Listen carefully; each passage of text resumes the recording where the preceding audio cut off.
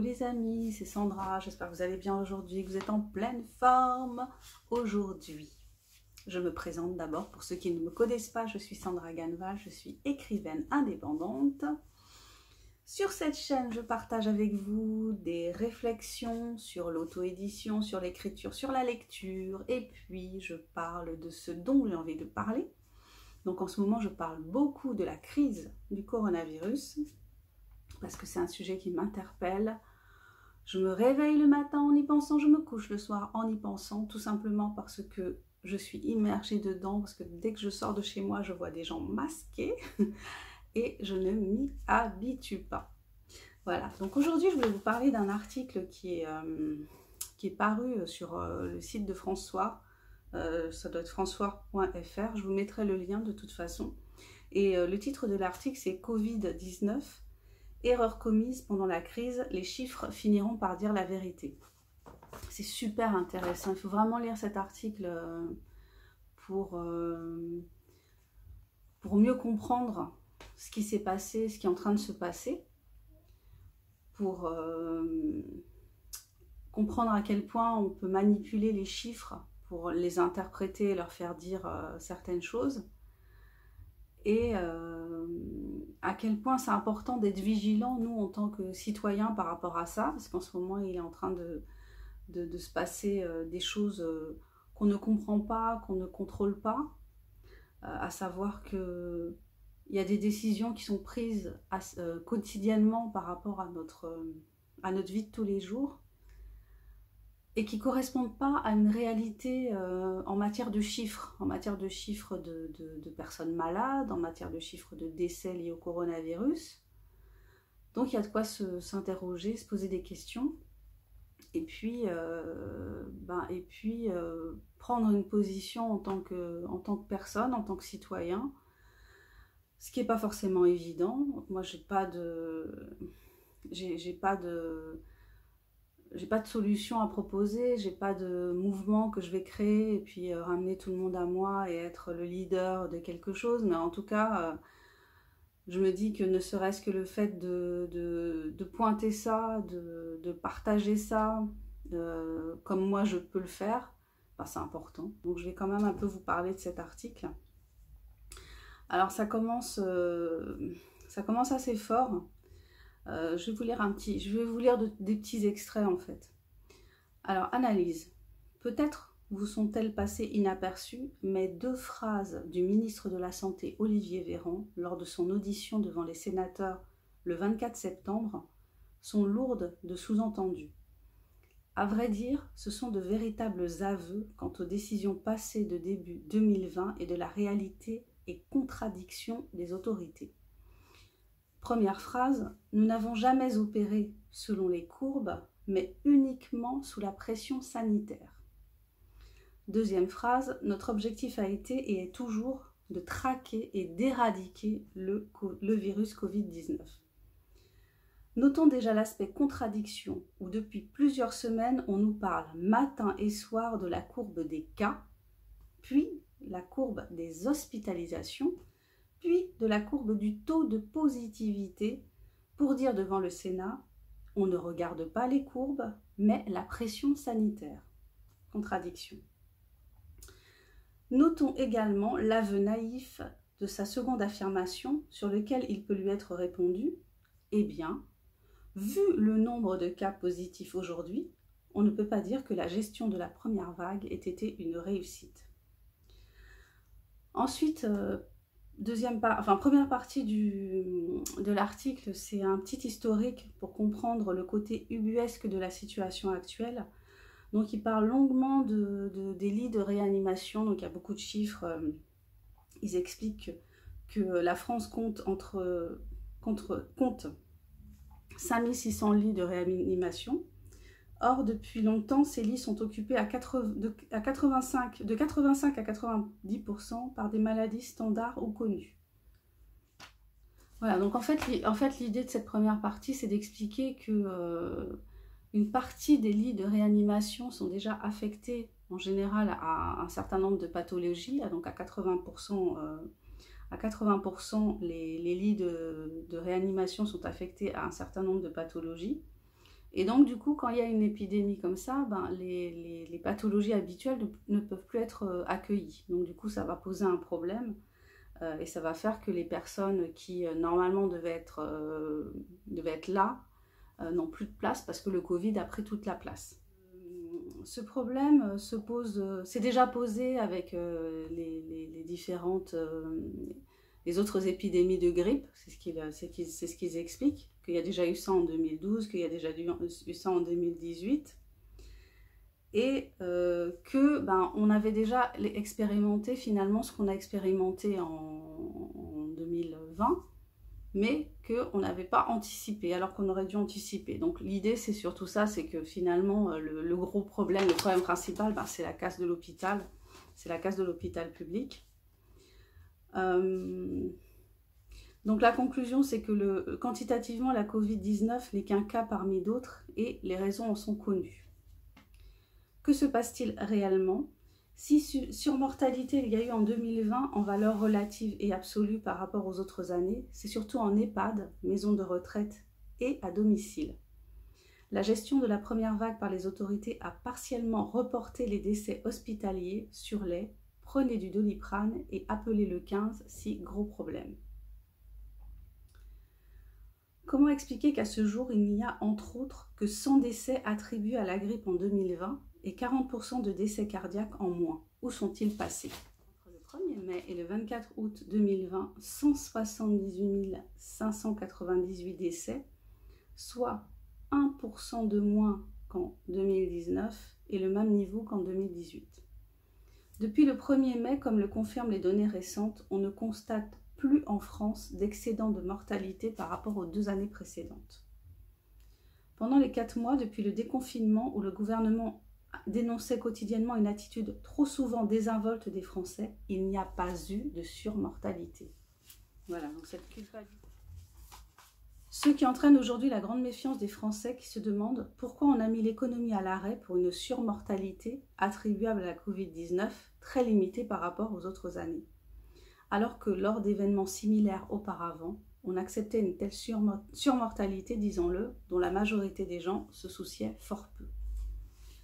On soulignera l'attitude personnelle du ministre à son déni de la réalité assez récurrent. Il n'y a pas de preuve de mutation du virus, a dit Olivier Véran. Il n'y a pas de preuve que l'hydroxychloroquine marche, ne serait-ce qu'un peu, a-t-il dit. Le Lancet dit le 22 mai, pas de bénéfice de l'hydroxychloroquine, je l'interdis le 23 au matin. L'étude du Lancet était fausse. Mais le plus grave est ailleurs. Les autorités se sont trompées dans le diagnostic initial, dans la cible des patients, dans les traitements et dans la réalité des faits. Le Monde rapportait que selon ses modélisations confidentielles, l'épidémie de Covid-19 pourrait provoquer en France, en l'absence de toute mesure de prévention ou d'endiguement, de 300 000 à 500 000 morts. Ça, c'était les prédictions de Neil Ferguson qui se sont avérées totalement fausses. C'est sûr que si le ministre et le conseil scientifique ont retenu des prédictions qui, à l'évidence, au vu des chiffres, sont basées sur la grippe espagnole et sur des virus tels Ebola, au lieu de prendre modèle sur les seuls coronavirus et virus proches, MERS, SRAS, H1N1, là on touche à l'amateurisme et à la naïveté. Voir Covid-19 comme Ebola, c'est-à-dire la mortalité va être catastrophique, on n'a pas de remède, toutes les tranches de population vont être touchées, c'est traduit directement en un « on laisse les EHPAD et autres personnes âgées sans soins ». Il vaut mieux tenter de soigner, guérir 20% des 300 000 plus jeunes qui vont venir à l'hôpital. On suspend les hospitalisations et encore plus les réanimations des autres pathologies. Ils attendront au motif fallacieux et erroné que leur taux de mortalité est plus faible que celui prévu pour le Covid. Il n'y a pas de remède. Covid-19, ce n'est pas SARS. On ne travaille donc que sur le remède miracle et le prophylactique connu, en particulier du SARS, c'est trop tard et dangereux pour le court terme. Les autorités ont laissé 90% des personnes, qui plus est les plus fragiles et isolées, sans soins, hors Doliprane et Rivotril. Ainsi, la gestion du Covid-19 a été sur un mode surévalué. La gestion a été basée sur la seule gestion des cas sévères arrivant en hôpital et donc aussi de la réanimation au détriment des autres pathologies et sans aucun traitement prophylactique ou thérapeutique qui, dans l'esprit du conseil scientifique, est « ça ne peut exister, le Covid-19 est trop nouveau, ça ne ressemble à rien du passé, ça serait trop dangereux d'utiliser des médicaments qui n'auraient pas été testés de manière randomisée. » En prenant du recul, et c'est inexplicable, le gouvernement et le comité scientifique sur la réalité du virus et des traitements ont cru Neil Ferguson de l'Imperial College au lieu de croire les Asiatiques et les experts du coronavirus.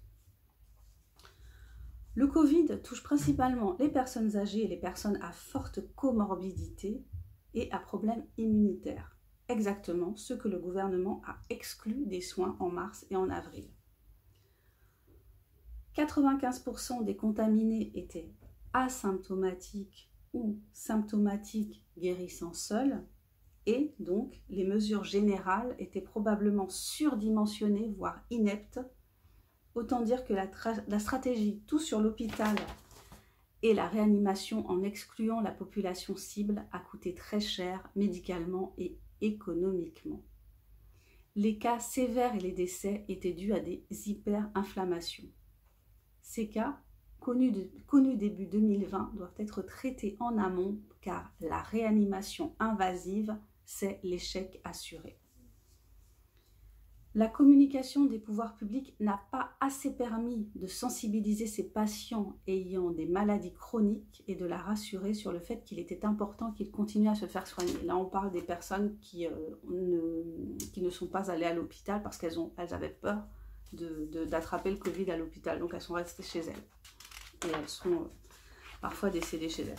Voilà, bon, je vais pas... cet article de François est vraiment très, très intéressant.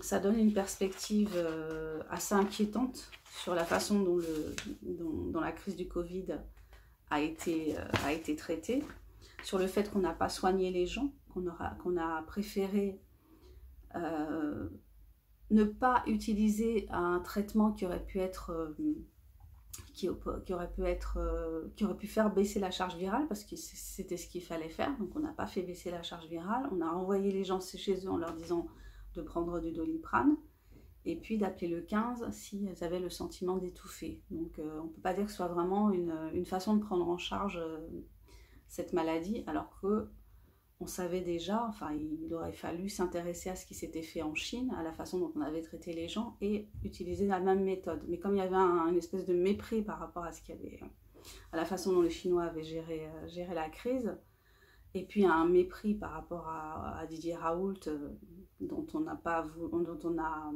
considéré quand il a proposé son traitement, on a considéré que c'était une fake news. On savait que sur le SARS, le taux de mortalité dépend fortement de la charge virale. Comme par hasard, le résultat du professeur Raoult qui cherche à diminuer la charge virale le plus rapidement possible, en plus de restreindre la contamination, diminuerait la mortalité finale. Ce fut donc triple peine pour les patients. On n'a pas voulu diminuer la charge virale tôt au motif qu'il n'était pas démontré de lien à la mortalité sur le Covid-19. On n'a pas utilisé d'anticytokine au bon moment en soins intensifs avant réanimation, alors que hydroxychloroquine plus azithromycine ou dérivés est la double solution, anticytokine, Covid-19 et immunorégulateur, le premier problème des comorbidités, et on a surutilisé la réanimation invasive. Là encore, le conseil scientifique, professeur Delfrécy devant le Sénat, ne croyait pas les Chinois. Grosse erreur, les Chinois avaient raison et ont utilisé les antiviraux tôt et les corticoïdes pour les cas plus sévères sans études randomisées. Ils n'ont pas attendu les études randomisées pour traiter les gens, ce qui est normal puisque ce sont des médecins et les médecins sont censés traiter les gens. Ils sont censés les soigner, les sauver de la mort. Les conséquences sont donc doubles pour les patients. En effet, il est reconnu que la réanimation intensive est très problématique. Son bénéfice de remplacer un organe déficient est largement contrebalancé par ses effets négatifs de complications, qui sont principalement les infections bactériennes. Donc en fait, l'une des conclusions de François, là, c'est que on est en manque d'équipements et de compétences en ventilation non intrusive, parce qu'on n'avait pas suffisamment de respirateurs. La ventilation invasive pour le Covid, c'est une impasse et erreur, ne nous cachons pas la face. On aurait dû faire quelque chose en amont en termes de traitement. On manquait de médicaments par-dessus le marché. On pourrait croire que pour cacher l'impréparation et le manque de soins affichés, on se trouve dans l'obligation d'enchaîner les mensonges devant les citoyens. Au bout d'un moment, la réalité demande de faire des choix et de sacrifier des patients et de s'enfoncer dans l'impasse qui consiste à démolir tout médicament qui marche, au moins potentiellement. Cela permet, au moins, de ne pas avouer que l'on n'en a pas. La situation actuelle, on est déjà à 1000 patients Covid en réanimation, est-elle pertinente? Notons d'abord que ni le ministre et encore moins le comité scientifique ne sont capables de dire hier et aujourd'hui quel virus était présent à telle époque et s'il y a des mutations ou pas. En apparence, seuls Marseille et les étrangers sont compétents sur le sujet. Et pourtant, l'information existe, au moins sur la première vague. Ainsi, il apparaît que même pendant la première vague, il y a eu basculement par mutation du virus dit D614 vers le virus dit G614 à pathologie différente. Que le ministre se permette de dire en août « nous n'avons pas de preuve qu'il y ait des mutations » est inacceptable. Car non seulement l'IHU du professeur Raoult le savait, et les étrangers eux aussi. L'échelle du temps du comité scientifique et du ministre est complètement hors réalité. Il n'est donc pas étonnant que le même ministre Véran et le même conseil scientifique n'aient pas de preuve qu'une mutation puisse changer la virulence du Covid-19, car bien sûr, la recherche française n'a officiellement pas fait une seule étude de fond sur la connaissance du virus sur les 6 derniers mois, hormis bien sûr l'IHU de Marseille. En résumé de tout ce qui précède, quand vous faites les fausses hypothèses de départ et qu'ensuite vous réfutez tous les travaux et réalités étrangers, ne vous attendez pas à des décisions cohérentes et efficaces. Aujourd'hui, on peut noter les observations suivantes. La pente des hospitalisations, réanimations et décès n'est pas la même et ne suit pas celle des cas confirmés. Les hospitalisations et réanimations se suivent, mais avec une pente qui n'est absolument pas celle de la première vague et encore moins d'une épidémie sans confinement. Le plus intéressant est bien sûr que la courbe décès ne suit pas la courbe hospitalisation et réanimation et que la courbe guérison a dernièrement une pente surpositive étonnante. Et le ministre a dit « Notre problème n'est pas qu'il y ait des décès ou pas, c'est que nous ne savons pas absorber 1000 réanimations en Covid-19 ». Depuis le 15 mai, il y a eu des vaguelettes de décès et d'ailleurs la dernière, semaine 19 au 24 septembre, est en phase de baisse stabilisation. À la vue de cette courbe, comment expliquer qu'au 24 septembre, il y a pression sanitaire hospitalière? Mystère. La même incohérence de raisonnement se retrouve aussi avec une comparaison avec la grippe saisonnière, donnée Santé publique France. En 2019, quand on a plus 800 cas d'admission en réanimation pour la grippe, c'est calme plat. Et en 2020, au même niveau Covid-19, c'est alarme sanitaire et restrictions. Bizarre. Autrement dit, aujourd'hui, le problème, ce n'est pas le virus, mais l'hôpital et le ministre. Qui plus est, c'est dit par l'INSEE, en 2020, les comorbidités jouent un rôle primordial sur les décès Covid-19. Le ratio de la réalité de la cause du décès peut varier de 1 à 10. Les éléments dont on est assez sûr à ce jour sur la Covid-19, les décès touchent 5% de la population qui est plutôt très sédentaire et a peu de contacts. Les 90% du reste de la population et les asymptomatiques passent, eux, à travers Covid-19 sans s'en apercevoir. Le vrai problème, c'est d'éviter les hyperinflammations rapides sur les 5% des personnes âgées avec comorbidité en EHPAD ou à domicile. On se retrouve après 400 milliards dépensés avec une économie exsangue et des décisions radicales, confinement strict, à vouloir tout recommencer comme au 1er mars 2020 alors qu'il manque 1000 à 3000 lits et respirateurs, ce qui est vrai depuis 15 ans, et que l'objectif de ce ministre est « je veux 0 décès Covid-19 » quand personne n'y est arrivé, et encore moins sur une simple grippe. Voilà, bon, je ne sais pas trop ce que je vais garder de ce que j'ai lu là, parce que c'est super long, mais voilà, donc c'est juste pour vous inciter à lire cet article de François, parce que vraiment, c'est vachement intéressant. Ça permet de mettre plein de choses en perspective, et puis de relativiser quelque part relativiser par rapport au nombre de décès du Covid, et puis de relativiser par rapport à ce qu'on vit actuellement, et puis de se dire que bon bah il y a bien un moment où les yeux, comme on dit, vont se dessiller, et puis qu'on va passer à autre chose, qu'on va retrouver une vie normale, parce qu'il n'y a pas de raison qu'on n'ait pas retrouvé une vie normale finalement. C'était ça que je voulais partager avec vous aujourd'hui. Donc si vous voulez découvrir mes ouvrages, je vous mets tous les liens juste en dessous de la vidéo. Donc je suis écrivaine indépendante. Tous mes livres, vous pouvez les retrouver sur Amazon et sur Kobo. Enfin presque tous sur Kobo et tous sur Amazon. Je vous souhaite une bonne soirée ou une bonne journée selon l'heure à laquelle vous regardez cette vidéo. On fait travailler son cerveau, on reste conscient, enfin je sais pas comment dire ça, éveillé on va dire. Et puis voilà, à bientôt, bye bye, ciao ciao.